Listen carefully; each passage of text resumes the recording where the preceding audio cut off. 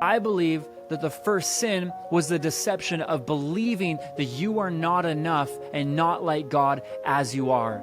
And so because we don't think that we're enough as we are, and that's the deception, is you think you're a worthless piece of crap. You think that you are a $0 coin, a sum of no value, of nothing good, nothing important. You have crap all around you.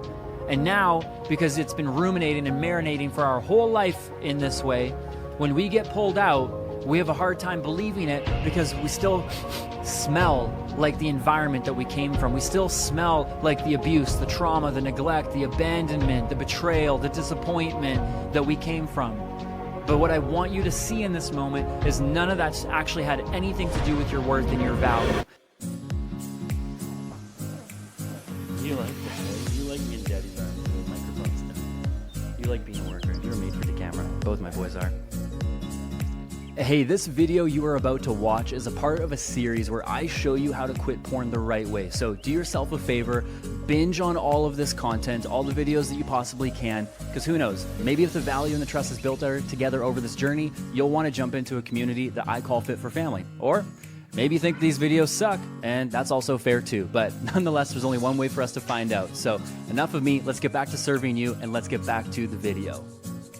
All right, I want to help you break off some worthlessness that you might be feeling right now. Now, in my life, and for so many people, when we feel worthless, when we feel like shamed, bogged down, inferior, less than, we do feel like that worthlessness is an inner core identity. It's something on the inside of who we really are, and that's tough to break. That's tough to change, because if you feel worthless, you are going to make choices that are worth less. And I want to share with you a story, a bit of a, whether you want to call it a fable, an allegory, or a metaphor for who you really are. Now, imagine this scenario, this story here. And there's a guy who is a farmer. He is a dude who just came back from a travel. And on his travel, he had found and been given this coin. And this coin was worth $1 million. Okay? It's $1 million coin. And as he's a farmer, he put it in his pocket. He's going about his day, and what he realizes is that he lost it somewhere in the journey. Somewhere while he's at home, on the road, while at work, like doing something, trying to get back to the house, and he goes home and he goes and checks his pockets, and the coin's not in there. The coin's nowhere to be found, and he's looking for it, and he can't find it. So he's looking all day, doesn't find the coin. I mean, it's worth $1 million. It's worth looking for, right? And so he goes to bed that night, just stressed out of his mind, just can't believe, what's going on. He wakes up the next day super, super early, as like a farmer would, and instead of going and tending to all the things that he needs, he starts looking for the coin again, backtracking, looking at spots, remembering his route, until eventually, later in that day, he finds the coin. But to his demise, what he realizes when he ends up finding this coin is that it is planted and stuck in the middle, because he looked high and low everywhere. And this coin he found ended up being planted in the middle of horse manure. Just a huge load of horse manure, fresh, that it was in the thick of, that he dropped it in yesterday. And he realizes, oh, that makes sense, because he was cleaning out the stable, and then he was going to where the horses were in the pen, and it must have fallen out when he bent over to maybe clean one of the hooves on the horse, and it fell right in manure. Now, this manure is still got body, still got shape, still got texture, and I need to be a bit more descriptive here for a reason. If you're like, Matt, you're being disgusting, and there's a reason why. This farmer, what he does, what would you do? I don't know what you would do in this scenario. Would you just leave it, walk away? But he sees kind of the edge of it there, and this thing's fully in there. So he grabs his hands, he goes right into the horse manure, fresh, getting it all over him, and he pulls out this, what was a gold coin.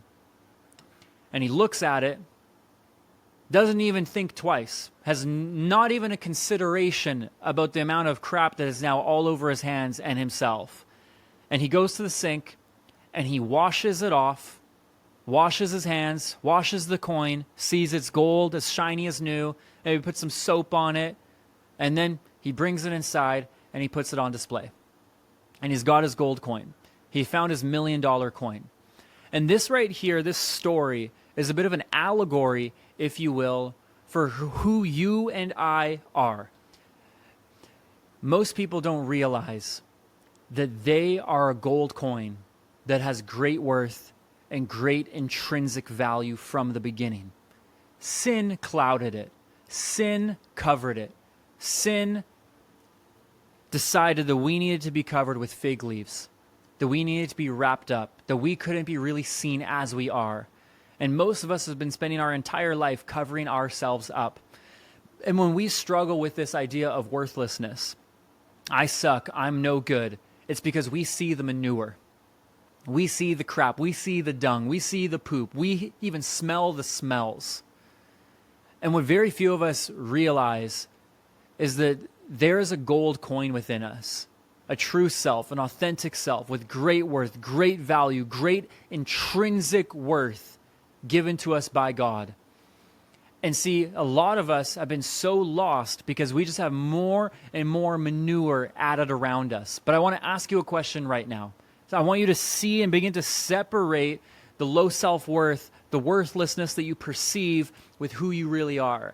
If I were to take a gold coin, and I want you to think about this right now and reflect and talk about this with your group, talk about this with your friends, the people that you're doing this with. If I were to give you a gold coin, and I were to take it and I were to stick it deep, let's just say, dude, for argument's sake, it's 6 feet deep in poop, fresh. Does that gold coin still hold value? Is it still worth $1 million? $1 million coin could change your life. Would you go searching for it? Would you go get it? Sure, you could throw in a little hazmat suit, do whatever you need, I don't care. But would you still try and find and get and access that gold coin? Now, if you're smart and you're actually just thinking and you're reasonable, you'll be like, absolutely, of course, it's a no-brainer. The coin still holds value, it still holds worth, and it's still worth pursuing and getting to, right? Now, but let me ask you though, what if you take out the gold coin and it's covered in poop, and you still see that it's got poop all over it? You still got crap all over it. Is it still worth $1 million? Yeah, of course. Okay, but let me ask you this. What if it smells like poop? It doesn't just look like it, doesn't just have it on it, but let's just say you wash that thing off and you smell it, and that gold coin still smells like manure. Is it still worth $1 million? Yes or no? The answer is yeah. Even though it still smells like that, it's still worth $1 million. Why? Because still at its core, it's a gold coin that represents $1 million. It doesn't matter what was on it. It doesn't matter what was around it. It doesn't matter what its smell is that it's taking on. It's still worth $1 million. And that's right there, the gospel in a nutshell, is that Jesus came to die for you and I because we were lost sons and daughters. We had lost our sense of our self-worth, our value. See, Adam and Eve in the Garden of Eden, when the serpent said to Eve, eat of the fruit of the tree of knowledge of good and evil, like eat that fruit from this tree and you will be like God. Why was that such a problem? Because they were already like God. See, Eve fell for a trap, a deception that said in order to be like God, she needed to do something. The serpent lied to her and said, you are not like God right now, and God knows it. And in order for you to be really like him, you need to eat this fruit. You will be like God. Wasn't she made in his image? She was made in his likeness, and so was Adam. She couldn't have been more like God even if she tried. She was like God in her core already. And what the serpent fooled her on, and what we get fooled on a constant basis, is that you and I need to do something in order to be. And so Eve, she ate the fruit of the knowledge of tree of good and evil, and she couldn't have become less like God. She tried to acquire through actions what she already had as her inheritance. She tried to acquire by pursuit of achievement and accomplishment that which she already had in her identity, as her inheritance, as her birthright, as her nature. She was already like God. So I believe that the first sin was the deception of believing that you are not enough and not like God as you are.